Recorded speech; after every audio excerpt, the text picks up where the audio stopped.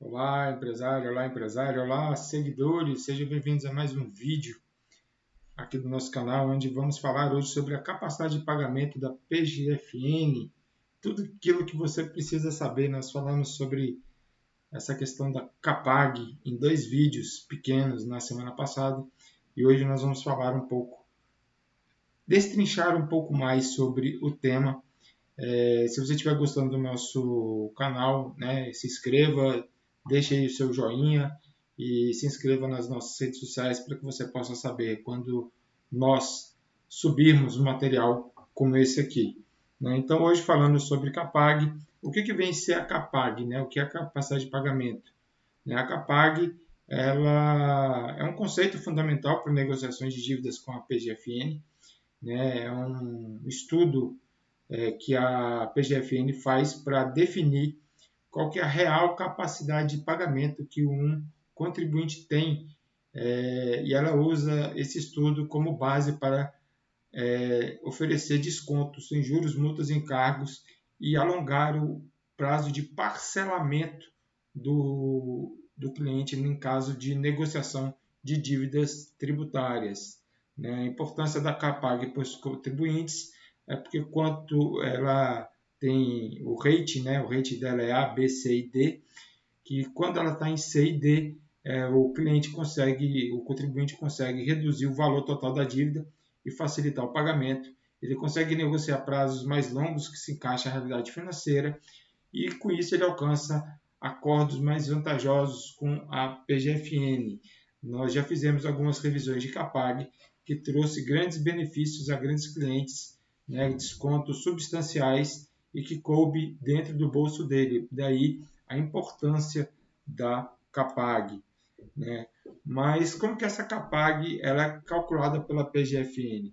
Para calcular essa Capag, a PGFN ela disponibiliza no portal Regularize uma fórmula onde ela vai analisar a renda bruta e disponível do devedor, ela analisa os bens e direitos do devedor, imóveis, veículos e investimentos, ela averigua os custos mensais do devedor, como aluguel, alimentação, saúde, ela verifica o histórico de pagamento do devedor, incluindo outras dívidas, como, por exemplo, banco, fornecedor, enfim, diversas outras dívidas que possam, dívidas governamentais, como luz, água, ela averigua tudo isso para poder calcular essa Capag e classificar como A, B, C e D. Né? E ela faz isso utilizando, né, o sistema eletrônico da PGFN, ela faz isso utilizando as declarações de imposto de renda do contribuinte, ela busca informações de outros órgãos públicos, né, e é assim que ela faz essa análise. Né? E quem que pode utilizar a Capag? Né? Quem que pode ser beneficiado por uma redução de Capag, por exemplo? Pessoas físicas e jurídicas que estão com dívidas inscritas na dívida ativa da União, né? Nós estamos falando aqui da União. As exceções, né, de quem pode utilizar essa questão da Capag são débitos previdenciários e multas por crimes contra a ordem tributária econômica. Então, cuidado você que deixa de pagar tributos, isso pode virar um crime e aí a utilização de Capag para redução de dívida ela pode ser mitigada. É claro que tudo pode ser negociado. Já consegui utilizar Capag em débitos previdenciários, só que tudo faz parte de uma negociação. Né? E consultar a Capag, né, CP, aí, é um direito do contribuinte e essa consulta ela está disponível no portal Regularize da PGFN. Né? Para você negociar a Capag, para que você possa tentar reduzir a Capag, né, é preciso fazer um cadastro, né, lá no portal Regularize. Aí você seleciona lá dentro do portal Regularize negociar dívida, e lá tem lá uma aba capacidade de pagamento, onde você verifica qual que é a sua capacidade de pagamento, né? E depois você consegue escolher a modalidade de transação que você quer fazer com a PGFN, né? Onde você consegue informar os dados pessoais e financeiros para a PGFN, ou seja, é possível você fazer um pedido de revisão de CAPAG, né? E assim o sistema calcula automaticamente a CAPAG. Aquilo que está lá na PGFN que você olha, ele já é calculado automaticamente com as obrigações acessórias que o seu contador envia mensalmente para a Receita, né? Mas nem sempre todas as informações são enviadas. Por exemplo, quando é feito o empréstimo com um banco, por exemplo, essa informação não é enviada. Quando eu faço uma dívida com fornecedor, essa informação às vezes ela deixa de ser enviada, né? Então acaba que para negociar a CAPAG a gente precisa informar tudo isso para a PGFN para que ela tenha uma real noção do que realmente o cliente deve, né? Qual que é a real capacidade de pagamento da empresa nesses casos, né?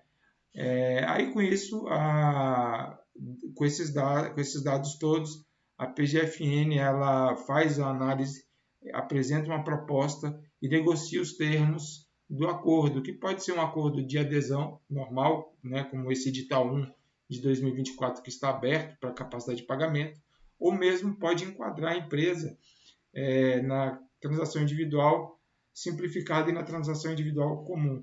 Terminado isso, né, fechado o acordo com a PGFN, feita a revisão da CAPAG, aí a PGFN emite um documento de arrecadação para que o cliente possa pagar e aderir à transação, seja ela na modalidade que seja, né, a modalidade escolhida.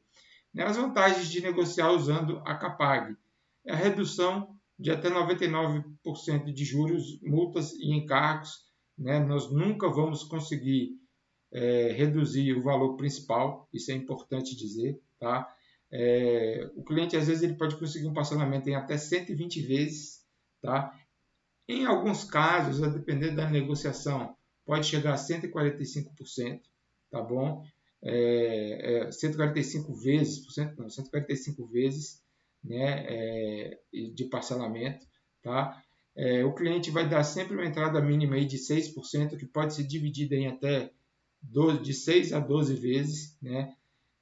Uma vez negociado, se for negociado todo o débito, né, do cliente, é suspensa a cobrança judicial da dívida, né? A negociação ela é sempre online, ou seja, não há necessidade de comparecer à PGFN para poder fazer essa negociação. Normalmente feita aí pelo Meet, né, pelo Google Meet ou pelo Zoom, depende a PGFN sempre manda o link quando a gente pede para falar com o auditor, então, ou com o procurador.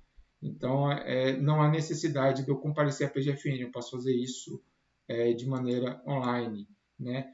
Hoje, quais são as transações que estão vigentes e que estão utilizando a CAPAG? A primeira delas é a transação por adesão ao programa especial quais são? Né? A transação por adesão ao programa especial de recuperação fiscal.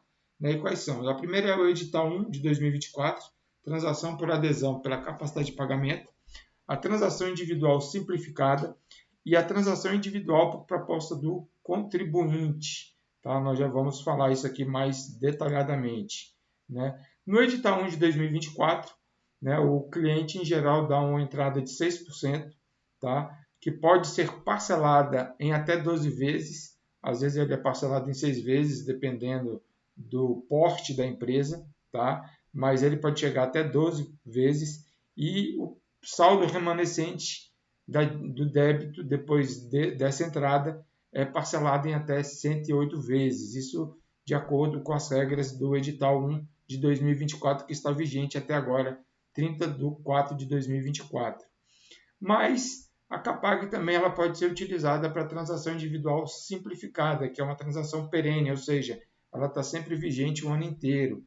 E a transação individual simplificada ela é utilizada para dívidas tributárias entre 1 milhão e 10 milhões de reais. Né? Aqui, como há necessidade de apresentação de garantia, há a possibilidade de escalonamento nos 3 primeiros anos e depois o pagamento o restante do saldo remanescente em até 145 vezes. Lembrando que na dívida previdenciária há uma trava constitucional em que os débitos previdenciários só podem ser parcelados em até 60 vezes. Tá? Também está vigente a transação individual por proposta do contribuinte. Isso aqui são para dívidas acima de 10 milhões de reais e o cliente também tem a possibilidade de fazer esse escalonamento da dívida, né, se ele tiver uma garantia real plausível, tá? E pode parcelar em até 145 vezes, lembrando da exceção da débito previdenciário, que é só até 60 vezes, né? E quais são os documentos necessários para a gente fazer essa negociação, né? Documentos de bens pessoais, tá? Sempre importante, a escritura de imóveis que o cliente tenha, os documentos dos veículos que o cliente tenha, as comprovações de investimentos que o cliente tenha. Então, tudo isso é importante para poder fazer essa análise de redução de CAPAG, né? Mas eu posso discordar da análise da PGFN, e aí eu posso solicitar a revisão da CAPAG, e aí apresentar alguns outros documentos, como, por exemplo, a comprovação de despesas médicas não previstas no cálculo inicial, caso seja pessoa física, por exemplo, documentação de sinistros que afetaram o patrimônio do cliente, né? Ou seja, o patrimônio declarado lá, ele acaba não sendo atualizado, e aí a gente comprova através de laudos contábeis de que houve uma afetação a esse patrimônio, né? E uma demonstração da queda da renda do cliente também ajuda na redução da CAPAG e dessa revisão, tá? E as recomendações, né, sobre a questão da CAPAG é que você mantenha sempre a documentação financeira e fiscal da sua empresa sempre em dia e organizada, que você sempre procure um profissional especializado para auxiliar na negociação com a PGFN, de preferência um tributarista de inteligência de negócios, especialista em gestão do passivo tributário, né? Não deixe, por favor, de buscar os seus direitos e os prazos para regularizar a sua situação fiscal, né? E aproveite, né, essas oportunidades que estão sendo oferecidas pela PGFN, como esse edital 1 de 2024, para quitar suas dívidas com descontos e prazos facilitados. Tá? Então é importante que isso ocorra. Conclusão: trabalhar a capacidade de pagamento é uma ferramenta importante para negociar dívidas com a PGFN. Compreendendo esse conceito, as etapas do processo e a documentação necessária, você pode se preparar e melhorar para a situação fiscal da sua empresa, regularizando a sua empresa e alcançando um acordo muito mais vantajoso. No próximo vídeo, nós vamos trazer um caso aqui, dois casos que nós trabalhamos com a revisão de CAPAG e que trouxe excelentes descontos para o cliente, tá? E um parcelamento mais alongado. No mais é isso. Meu muito obrigado para vocês. Não deixe de deixar o seu joinha, se inscrever no canal e nos seguir nas nossas redes sociais.